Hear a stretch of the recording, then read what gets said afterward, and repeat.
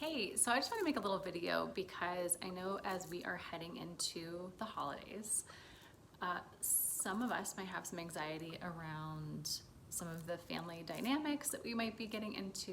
And I know for a lot of people, especially if you have been really doing a lot of work on yourself and you have been trying to shift maybe some of the patterns that you grew up with, and then it can be really frustrating when you go back into a family dynamic and then you realize that some of those old patterns and dynamics are coming back up again. And so I wanted to just offer some tools and maybe some things to consider and think about as you go into the holiday season, just to support you in that. So you're supporting yourself like on a mental, an emotional standpoint, and then also protecting your energy, because also it can be a lot to be around a lot of people. So one thing I do want to first say is that, if you don't exactly show up as your best, or if you struggle with being around certain people, even if you really love them and it's really challenging at times, just give yourself a lot of grace. And then also maybe just what can you do outside of those family gatherings to make sure that you're getting what you're needing, and taking care of yourself in the process. Maybe saying no to some things if you're just needing a little bit more spaciousness in this season.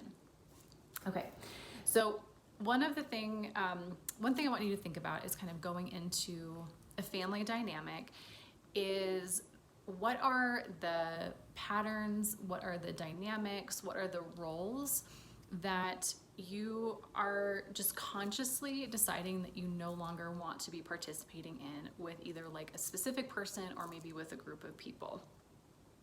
Maybe it's something that you actually have been trying to step out of in your other life, and so now let's like really bring that into your family dynamic.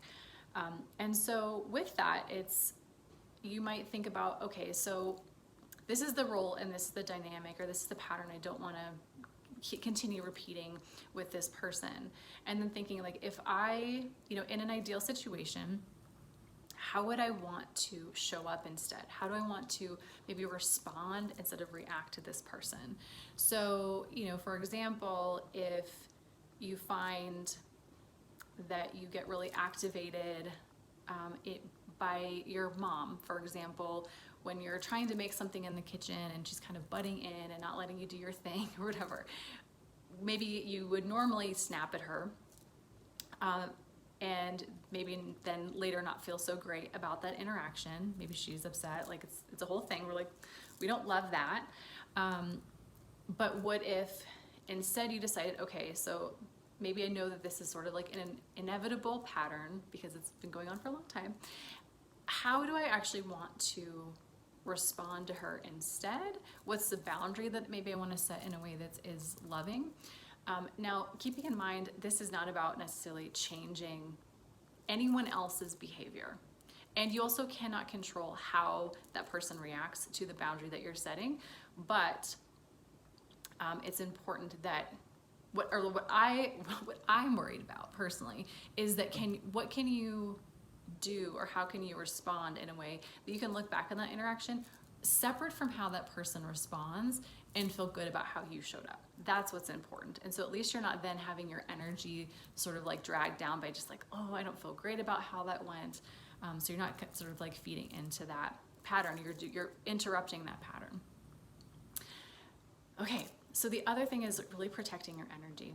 And so it can be so helpful, especially if you're feeling a little bit anxious or you're anticipating some of these things coming up, to actually bring your energy down before you go into that space. So this is super simple, and you're just gonna take a couple of deep breaths. And actually, why don't you just do this with me right now, because then you can feel the difference. So even if, notice just tuning in with your body and your energy as I'm even talking about Thanksgiving or the holidays, and you're like just starting to visualize some of those interactions that haven't felt good for you, just noticing in your body a little bit. And then before you go into, your aunt's house or your mom's house, or before people come into your space, just taking a couple of moments where you have your feet flat on the floor. So whether you're sitting in your car or you're standing in your living room, just placing a hand on your chest, a hand on your belly, and we'll just close our eyes together and do this. So Once you take a nice big inhale in, filling all the way to the top, hold and pause at the top, then nice slow exhale, feeling your energy rooting down to your feet. Hold and pause at the bottom of your exhale. Good, nice big inhale in, feeling all the way up.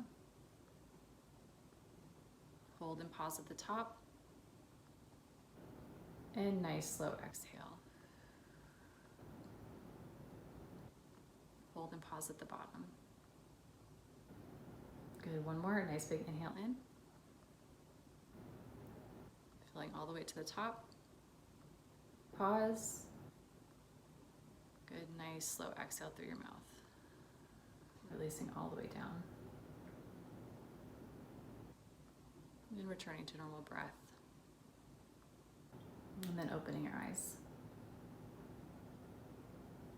So hopefully, even just in the span of 3 breaths, and we know this from science, that even from 3 breaths, your physiology will change. And if you're feeling a little bit keyed up, if you can go into a space like already having brought your energy down, feeling a little bit more grounded, you're going to just enter from a better place than you would have before. And that can make a huge difference.